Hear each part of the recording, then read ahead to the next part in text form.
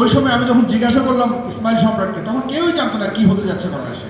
যে আপনাদের যারা সাথীরা আছে তারা তো বন্ধ ঘোষণা করলো, এখন আপনি কি বলবেন, আন্দোলন তো আর চলছে না।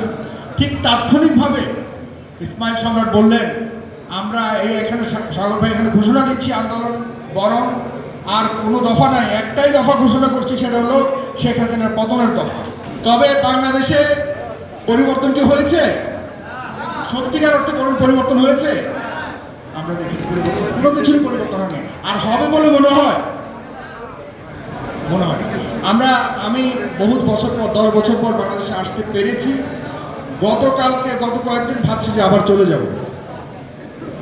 আমার কাছে মনে হচ্ছে না এখানে স্বাধীনভাবে কথা বলবার আর সুযোগ আছে। এই যে গণমাধ্যমের ভাইয়েরা এখানে প্রায় মানুষের থেকে গণমাধ্যম বেশি, কিন্তু হাসিনার আমলে আমাদের কথা শোনার জন্য, এই মানুষগুলির কথা শোনার জন্য গণমাধ্যমকে পাওয়া যায় না। আমার ভাইয়েরা সবাই, আমিও গণমাধ্যমের একজন মানুষ, পাওয়া যায়নি। আজকেও গণমাধ্যমের কোনো পরিবর্তন হয়নি। প্রত্যেকটা গণমাধ্যম কেউ না কেউ দখল করে নিয়েছে, দোষরদের কথা কোনো না কোনোভাবে বলানোর চেষ্টা করছে। এখন কেউ অস্বীকার করবেন? অস্বীকার করতে পারবেন। আমি খুব জিদ্দি একজন মানুষ ভাই। ধান্দাবাজদের কারণে এখন চলা যাচ্ছে না।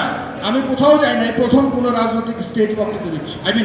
যেহেতু ইসমাইল সম্রাটের এটা, কারণ ইসমাইল সম্রাট শুধু রাজনৈতিক মানুষ নয়, সে আমার কাছে একজন প্রকৃত যোদ্ধা। 24 এখানে মুক্তিযোদ্ধারাও রয়েছেন, 1971 সালের মুক্তিযুদ্ধে যারা সরাসরি করেছেন, তাদের প্রতি আমি অনেক সম্মান জানাই। 71-এর সাথে 24-কে কখনোই মেলানো সম্ভব নয়। 71 থাকবে ইনশাল্লাহ। 71-এর জন্য প্রয়োজনে আমরা আবারও যুদ্ধ করব, তবে 24-কে কেউ খাটো করতে পারবে না ইনশাল্লাহ। 24-এর যারা যোদ্ধা প্রকৃত, তাদেরকে মূল্যায়ন করতে হবে। রাজনীতিবিদদের এখানে স্বীকার করতে হবে যে 24-কে কোনোভাবে খাটো করা যাবে না। 24-কে নিয়ে বিতর্ক চলছে, কোনোভাবেই সহ্য করা যাবে না, কারণ 24-এর রক্ত আমাদের চোখে এখনো ভাসছে। আমি শুধু একটা উদাহরণকে আজকের এই বক্তব্য বা আমার কথা বলে শেষ করতে চাই।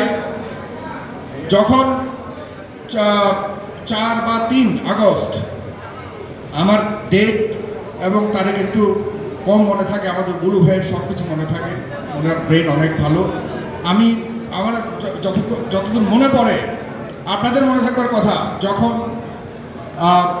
বৈষম্যবিরোধী আন্দোলনের নেতারা হঠাৎ করে আন্দোলন বন্ধ দেওয়ার ঘোষণা করলো যে আমরা এই আন্দোলন আর কন্টিনিউ করছি না, তখন আমাদের টকশোতে ওই সময়ে বাংলাদেশ থেকে এমন একটা প্রতিকূল পরিস্থিতিতে কয়েকজনের মধ্যে আমি পেয়েছিলাম শুধুমাত্র সবসময় এই ইসমাইল সম্রাটকে, যে বাংলাদেশের হয়ে, যুদ্ধের হয়ে কথা বলতেন।